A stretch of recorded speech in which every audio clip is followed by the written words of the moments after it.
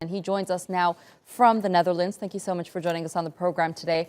Now, as we mentioned, the ship broke in two, which is probably causing much more damage, given that there was more fuel on board before it split.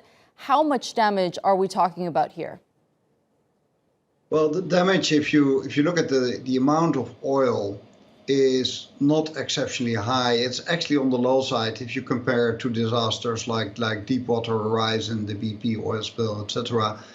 But the unique thing about this case is that it is so close to unique ecosystems.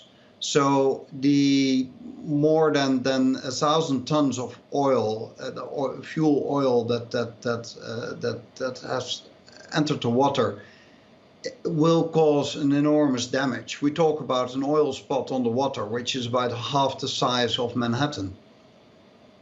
Right, so how long is it going to take for them to clear the water from the oil, and how exactly is this process being done? It's difficult to say. What you see most of all now is the amazing solidarity among the Mauritians to really do everything they can to protect their environment, which is also protecting their livelihood. They need that clean area for fishing and for tourism and diving, etc. So it's how long it will take is difficult to say. What is the oil on the surface will at a certain moment, under the influence of sunlight, etc., will go away, but it will stick to the unique mangrove forests that you have there. It will also sink to the bottom. It will enter the food cycle. It will kill birds and mammals and fish because it's so sticky. Also because birds try to clean themselves. They ingest the oil. It is toxic. It will kill them.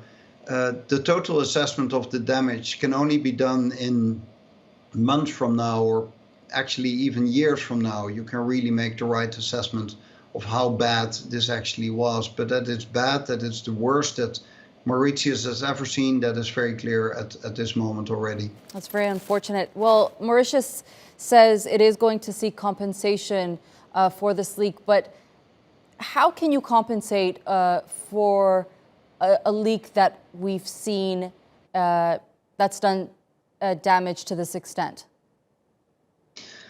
Yeah, money won't make good what you have damaged. So it's maybe irreparable.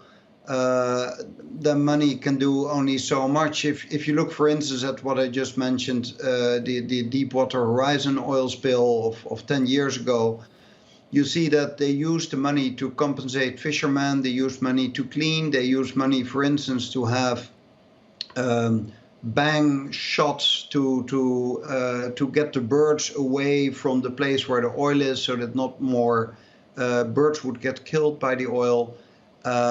So you cannot go back to what it was, but of course, talk of compensation is important.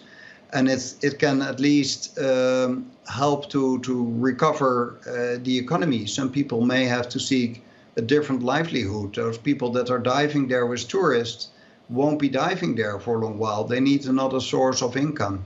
And you need to try to clean the mangrove forest and other damage as much as possible. Right. Alexander Verbeek, thank you so much for joining us on the program today here on Terra 2 World and sharing that insight with us.